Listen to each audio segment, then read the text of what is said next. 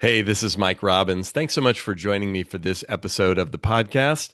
Hope you're doing well, you, your family, your team, everyone around you. Today, I want to talk a bit about focusing on what truly matters.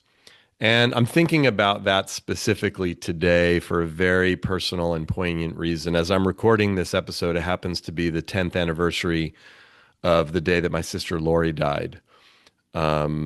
I've talked about this a bit here on the show. I've written about it over the years, but my sister Lori, my older sister, died of ovarian cancer just a couple days before her 46th birthday. And, obviously it was an incredibly painful experience for me back then.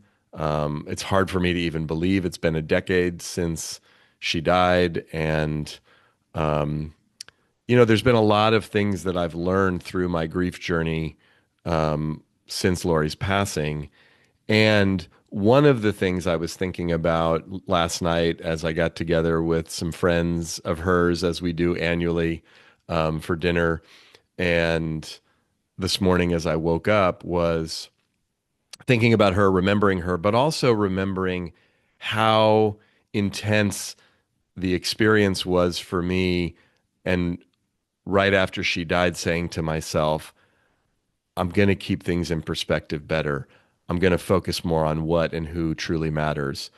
I'm going to let go of a lot of things that really, in the scheme of things, don't matter. And while I will say that has happened to some degree in my life, not just since Lori's passing, but as I've gotten older, it's something that I still struggle with. And I think a lot of us struggle with.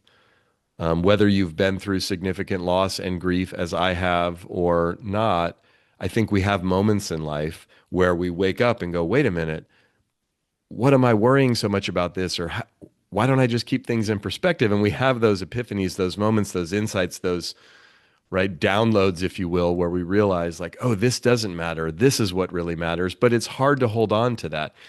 It can be fleeting, even when we have very poignant, very specific instances, as I have, and I'm sure you have, where we remember that.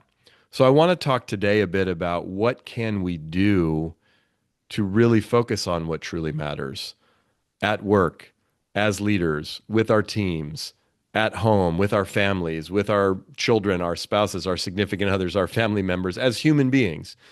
And let's first talk a little bit about what makes that hard. Why is it challenging to focus on what truly matters? And then I'm going to talk a little bit about some specific things that we can do.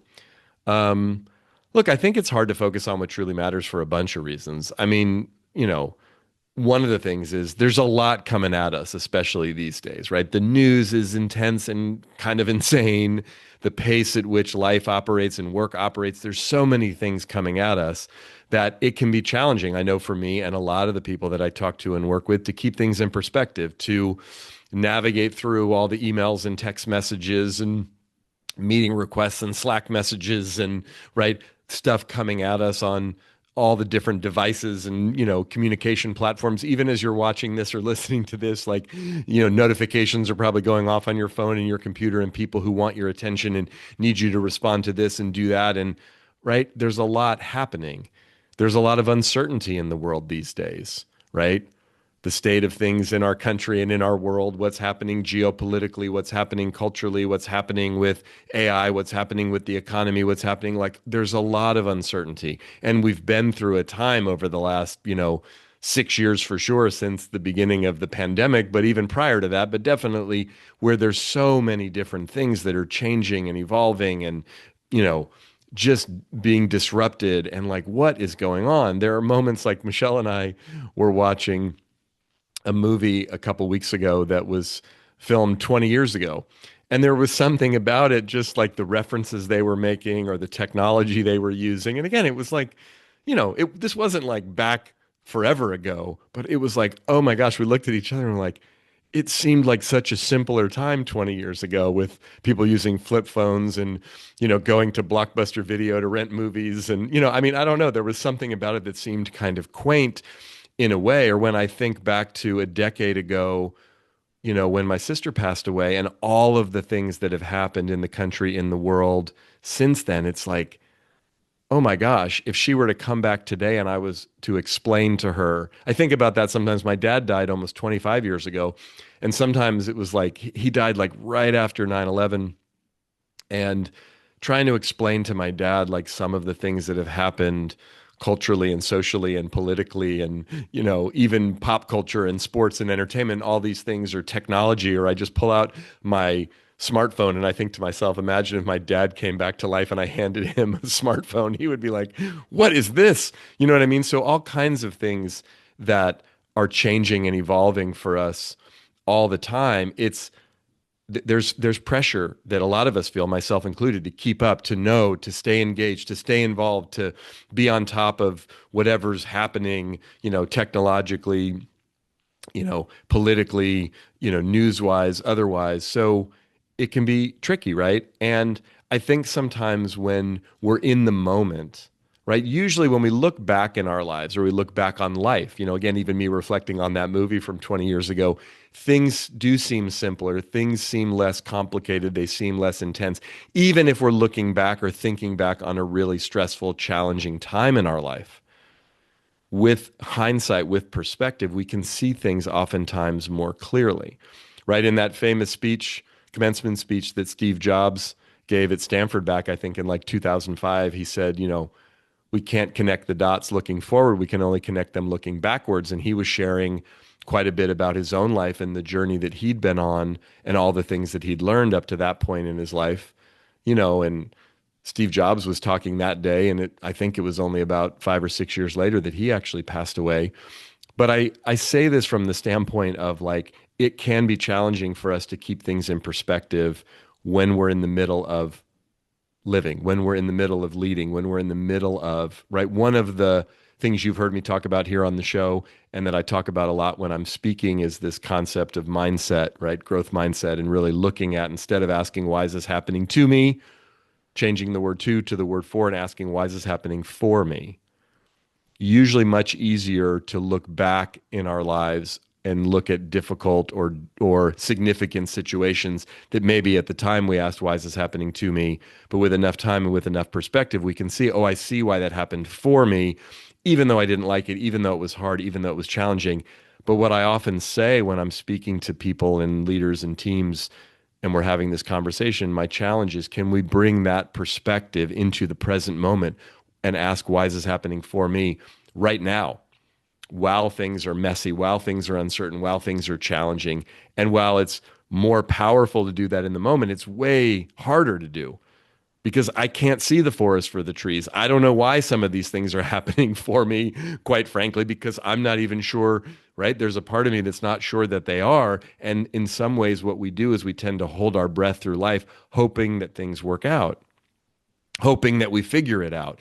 And in some ways, we kind of always do. I was on the phone with a friend of mine a couple days ago, and he's going through a really difficult time right now. And I was reminding him, as I've been reminded by him and other friends of mine when I've been going through difficult times, like, look, you've made it through 100% of the challenges you've ever faced. There's no reason to believe you won't make it through this one.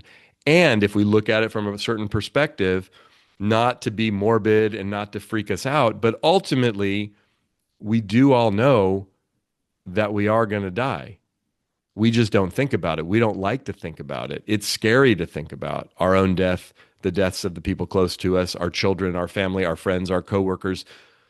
And again, it's not that we want to be constantly freaked out about it. And as a parent of an almost 20-year-old and a 17-year-old, like, I definitely, over the last, almost 2 decades as I've been a father, like thinking about my children, our daughters, and worrying about them at different ages and stages of life, like, it's a natural feeling and natural fear to have. But the reality is, as a mentor of mine said to me years ago, Mike, if you lived your life more aware of your own death, you would live very differently. And what he was basically saying to me is, you would focus more on what truly matters. Sometimes it's hard to know what truly matters, right? My late friend and mentor Richard Carlson used to talk a lot about in his great Don't Sweat the Small Stuff books. Like, one of the chapters in that original Don't Sweat the Small Stuff book was like, ask yourself, will this matter in a year? Like, whatever it is we're getting stressed out about in the moment, it's like, is this going to matter a year from now? Sometimes it's not even going to matter a day from now or a week from now, but it's hard, right? As someone who lives very passionately as I do, and maybe you do as well, like I tend to get, very engaged and involved in the things that I'm doing and the relationships that I have and the projects that I work on and the work that I do really matters to me. And I have a lot of passion. I'm a pretty sensitive and emotional human being. I love those qualities about myself, and at times, I can get really spun out emotionally about things or really sensitive or take things really personally or get very upset about stuff that in hindsight maybe isn't as big of a deal as I make it in the moment. It's not easy for us to always have that perspective.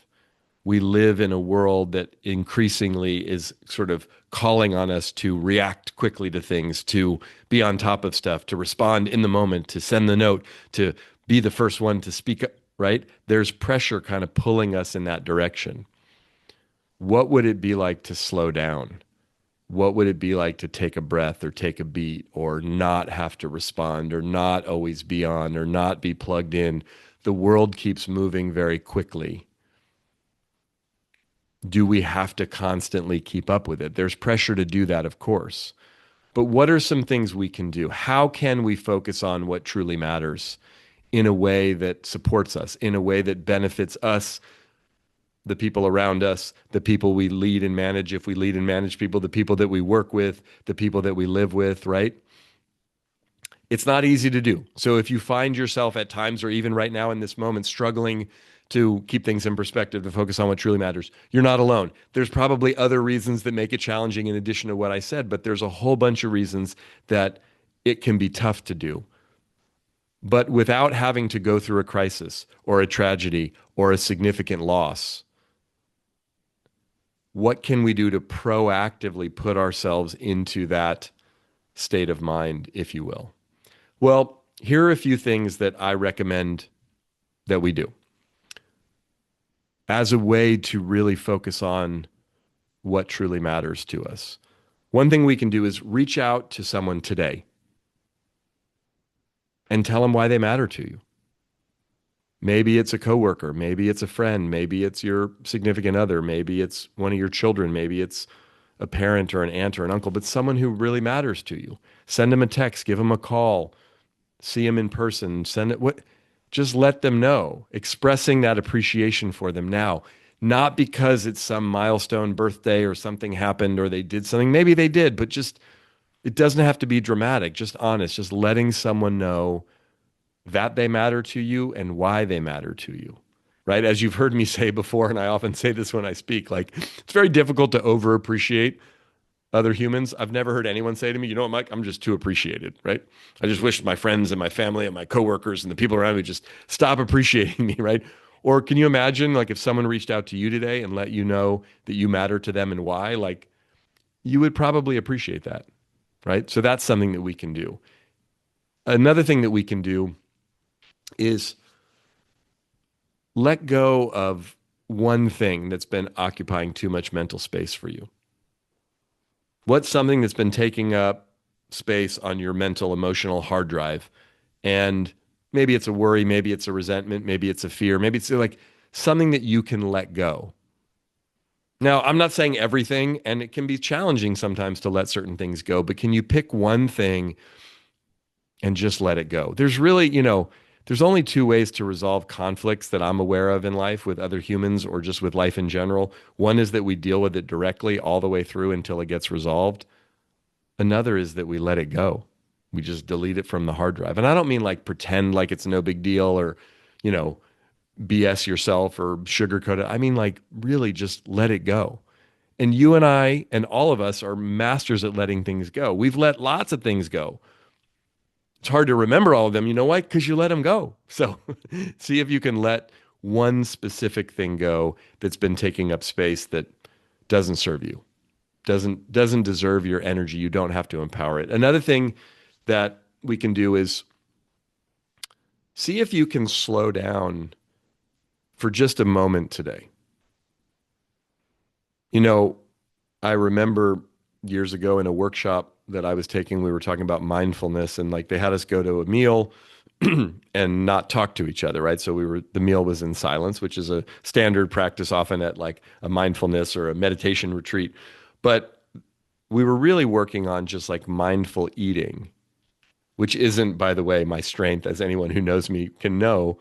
But like, what if you just took a moment when you sat down for a meal today? If you're with other people, you can be social, right? But by yourself, if you eat, sometimes I eat by myself, especially during the day, but like not doing something else necessarily, not watching something or listening to something or scrolling, which I often do, right? Or maybe you go on a walk. And sometimes when I'm on walks, I'm often talking on the phone or leaving a voice text or listening to a podcast. Maybe you're doing that right now. So I'm not saying to stop doing that, but sometimes I'll just take my AirPods out and just listen to the birds. Or I remember a while back, I'd go on runs and I often listen to music when I'm running, but I just, again, turned off my phone, took my AirPods out, and just listened to myself and like my feet on the pavement and my heart racing and my breath. And it was like, oh, wow, there was a mindfulness to it. There was an awareness of it. Maybe when you hug one of your children or your spouse, maybe when you're just sitting at your desk writing an email or you get up to take a walk around the office or outside, just see if you can really experience the moment. I was driving last night on my way to dinner and it was at sunset. And I was right by the San Francisco Bay and I was in the East Bay and I could look across and there was this beautiful sunset over the Golden Gate Bridge. And then the sky was beautiful across the skyline of San Francisco. And I just, like I'm born and raised here. I love it here. It's such a beautiful place to live. But like most humans, I'm busy doing stuff and there's traffic and there's things and there's whatever. I don't spend as much time just taking a step back and appreciating the beauty of where I live as I could. So see if you can do that today. Slow down for a moment, really appreciate a meal, a hug, a conversation, just a moment. Another thing that we can do is do one specific thing that aligns with who you want to be, who you're living into, if you will, like you're right, not necessarily what others expect. Does that make sense? So think about like who is it that I'm wanting to be in the world? What am I living into? I'm a big believer of like who we are in the present moment is a function of the future that we're living into. But can we do something that really aligns with, right? Some goal, some intention, some possibility that's really important to us. And it may be that others expect that of us, but sometimes again we're playing roles and we're doing things and we're often thinking, what do I need to do or what are people expecting me to do? And not that that's inherently a bad thing, but can we do something specific that aligns with that future self that we're living into? And then a fifth thing that we can do is appreciate something ordinary that we may overlook. And again, kind of like me in the car with the sunset, like see if you can just appreciate something that maybe you don't normally appreciate. I mean, even just the technology that we have to have this conversation, that I can record an audio and a video here in my office and that you can watch it or listen to it anywhere in the world on a device that someone else created that's like right in the palm of your hand. Maybe you're again on a walk right now. Maybe you're driving in the car. Maybe you're sitting in your office or, folding the laundry in your house or whatever. But if you just stop for a moment, if it's safe to do so, and look around, there's probably things in your physical proximity that if you just take a step back and think about, again, in the context of like, right, my sister Lori died 10 years ago today. Some of the things, like even some of this technology that exists right now, didn't exist 10 years ago. And we take it for granted. But even if it's not technology related, it's just like, what's something that we overlook that maybe we don't appreciate? Years ago, Michelle and I've probably shared this before here on the show, but we were sitting, I mean, this was probably before the girls were even born. I don't remember the timeline of when. So Oprah Winfrey did a primetime special on ABC when she was opening the school that she started in South Africa for girls. And, you know, it was a bunch of backstories of some of these young women that she had chosen to come to be at her school. And it was a very moving, inspiring show that we watched that night. And we're big fans of Oprah. And this is when her TV show was still on. Um, and anyway, at one point in the show, towards the end, there's this big moment where they bring all the girls who are going to come to the school to see this beautiful new school that Oprah Winfrey has built for them. And they go rushing into the halls and they're running around and they're just filled with joy and excitement. And there's a moment where several of the girls run into the bathroom and they're kind of pretending like they're taking showers under the shower. And just given what we had learned about them through the course of the show and where they were living and how they were living, it sort of hit both Michelle and I at the same time, like, oh my gosh, these young women have probably either never or not very regularly been in a situation where they can take a hot shower in the morning. And Michelle and I both just kind of burst into tears. And it was a moment for me of recognition of like, oh my gosh, I get up just about every day and get in the shower and don't think about it. I'm not like, oh, I'm so grateful. Aren't I so blessed and lucky that I have hot water and I can take a shower? Like, I just take it for granted, right? It's just there. What if we could start to train ourselves to put our attention on the simple things that we're grateful for? Doing that actually allows us to put things in perspective, to let go of some of the stuff that takes our attention away, that we worry about, that we stress about, that we get upset about. And not that there aren't things in life that are legitimate reasons to get worried or upset or concerned about, but for the most part, there's a lot of things that you and I worry about and get upset about that in hindsight, we probably could just let go and to really focus in on what truly matters and who truly matters. So, doing some of these things, it's about training our mind, training ourselves to focus on the things that do truly matter. And in so doing, it's going to allow us to be more present, to be more effective, to let go of unnecessary stress and distraction, and really hone in on the people and the things that matter to us most.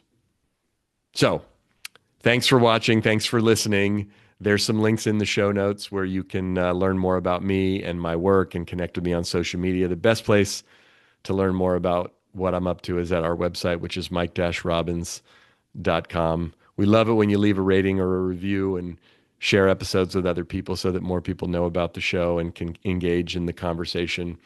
Um, Thanks for watching. Thanks for listening. Remember, keep bringing your whole self to work and to life. And even though it doesn't always seem like it, we definitely are all in this thing together.